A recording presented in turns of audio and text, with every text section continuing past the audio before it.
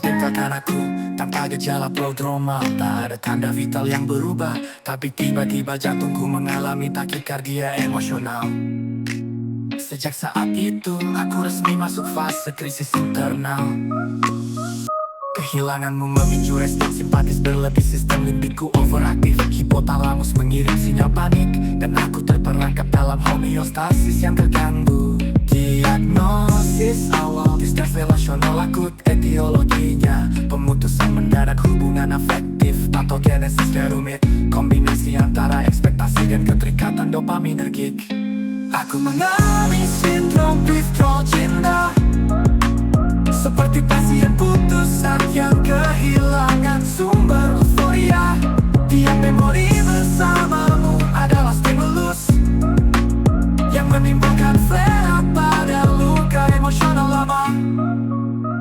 Aku mencoba terapi, baik farmakologis maupun kognitif, tapi namamu tetap menyusup dalam rekaman long term memory, seperti mikroba dorman yang menolak dieliminasi. Aku insomnia, kadang hipotimia, kadang denial berbalut defense mekanisme, seolah pusat prefrontal cortex tak lagi rasional dan amigdalaku dominan menekan logika. Inilah komplikasi cinta yang tak tuntas, menjadi trauma minor yang bersifat rekuren. Aku ingin remisi, tapi tampaknya aku masih dalam fase selbakut kehilangan.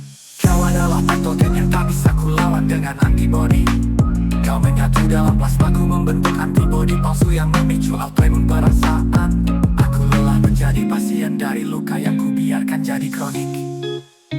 Kini aku jalani proses rehabilitasi, merevisi catatan rekam medis emosionalku, belajar membedakan antara cinta dan ketergantungan afektif, agar aku tidak kambuh pada sosok lain yang serupa denganmu. Diagnosis akhirnya aku terima, kau bukan penyakit, aku yang salah reseptor. Sekarang aku akan sembuh, bukan karena kamu kembali, tapi karena aku belajar self-recovery. Jadi biarkan luka ini jadi jejak di jaringan paru batinku, sebagai bukti bahwa cinta bisa menyebabkan nyeri tanpa inflamasi, dan kehilangan adalah gangguan yang tak semua luka luar bisa jelaskan secara klinis.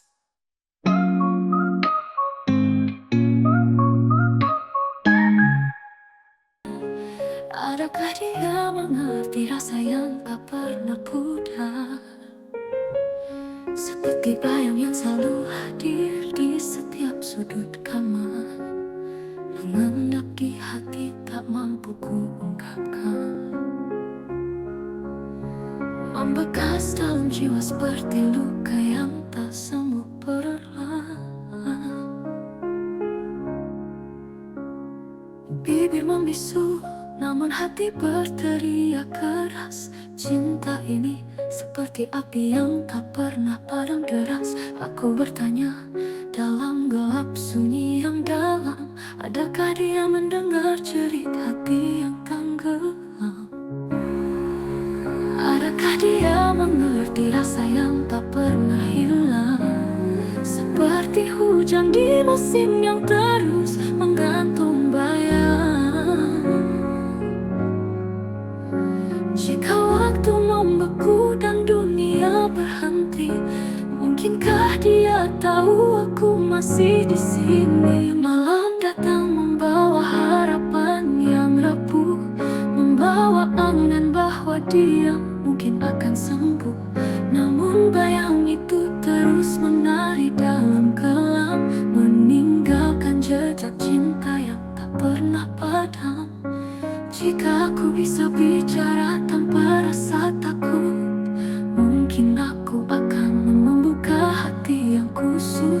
Namun lidah ini terlalu berat untuk bergerak, meninggalkan kata yang hanya mampu ku pegang erat.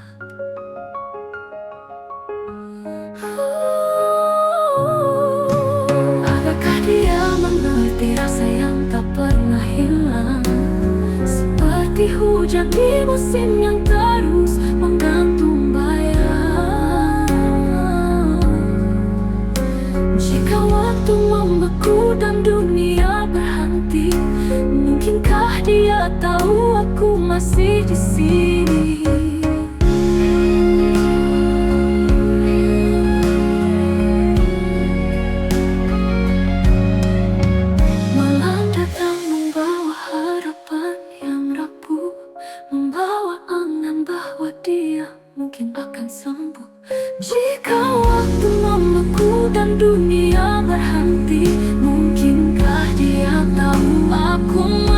di sini. Adakah yang mengobati rasa yang tak pernah hilang, seperti hujan di musim yang terus menggantung bayang. Kalau mengaku dan dunia berhenti, mungkinkah dia tahu aku masih di sini.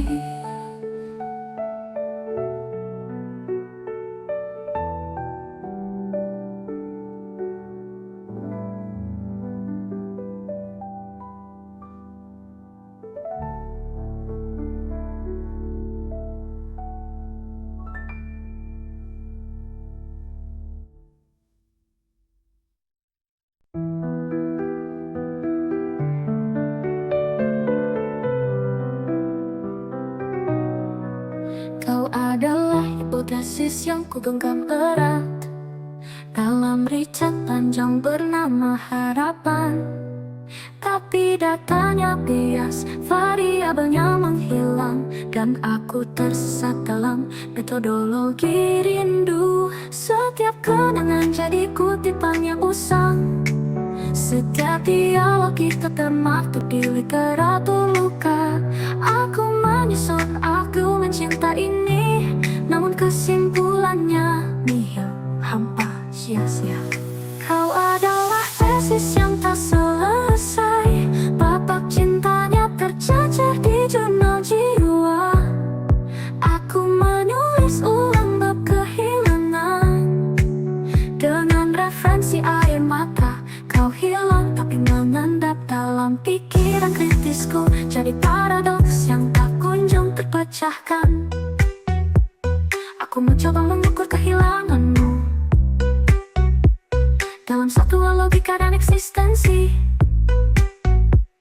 tapi hasilnya hanya residu sunyi, variabel kontrolku sepi yang absolut. Teori-teori cinta tak lagi relevan saat objeknya hilang tanpa jejak.